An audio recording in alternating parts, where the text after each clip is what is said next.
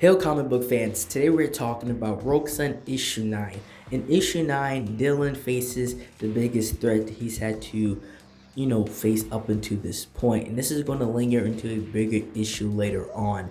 And if you haven't read or if you know somebody that haven't read Rogue Sun, I would suggest bring them to this channel to introduce them to the character.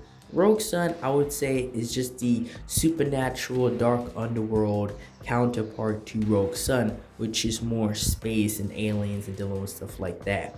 This issue starts off with Dylan actually losing the Sunstone and tearing up his room, and everybody tearing up the house to look for the Sunstone. And the mother looked everywhere, Dylan's looked everywhere, and I feel like as I was reading this, I feel like if you've read the series up until this point, I feel like you already knew without having to put too much thought into it that the possibility of him losing it was very low, and the possibility of the siblings Brooke and Ari taking the Sunstone and doing something with it was very high, because it's already been made clear at this point that they are selfish and that they are willing to do and go to crazy levels just to take the Sunstone or to try to bring their father back.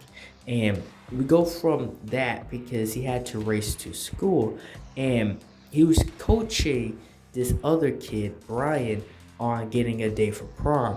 And luckily, Brian actually got that date. Dylan didn't think he can actually get that date.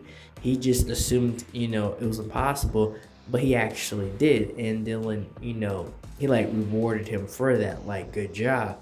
And the thing about, again, it's a very different character from Dylan from when he's at home, Rogue Sun, to at school. At school is like when he's the most chaotic version of himself, when he's just doing stuff. And like I said in my last video, I feel like this is a facade.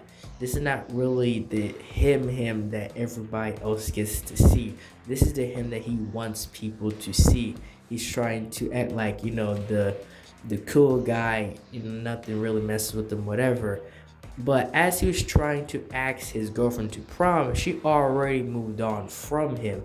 And that part was like the absolute insane part. She just left. And unfortunately for Dylan, that's something that he's not even going to be able to wrap his mind around, because now this new being has come into the fold, someone else he's going to have to deal with. And everybody at the school knows Dylan's situation, as who she left him for, and this, other guy, this other being. And it seems that everybody's really putting, I would say, a lot on, Dylan to be this way, to act different with everybody. And to be fair, Dylan's not perfect at all, but at the same time, it just seems that everybody is just trying to blame him for whatever. And especially when he's dealing with that and having to deal with being Rogue Sun and carrying the legacy of his father. And as he came in thinking that he was going to be able to take out this bad guy, he gets slashed in the back with the sword, and he immediately gets, like, Dylan, Rogue Sun, he did not stand a chance against this mystery being, against this new entity, this new bad guy. He has way more powers. He seems to be way more, advanced and experienced with this power. And obviously, as you know from the last issue, this is Hunter, the son of the guy, one of the goons that Rogue Sun knocked out that was at the robbery. And this unknown being that Hunter has become has told him that you have to do A, B, and C, and D, and after, I'm still going to kill you. Like, that's still going to happen. But so now Rogue Sun, Dylan, is in this position to where he has to give up this powerful force, this powerful thing he has to give from Dottie, because that was the original robbery was for, that door that goes into the other dimension. That's who these bad guys want. And so now they're putting it on Dylan to do the job for them.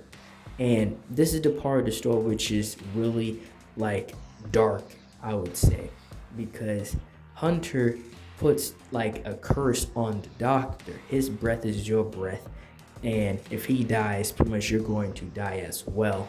And that was the part of like this insane curse. But I'm like, wait. So you gave him the same sickness, no, not sickness, but the same situation your father's in.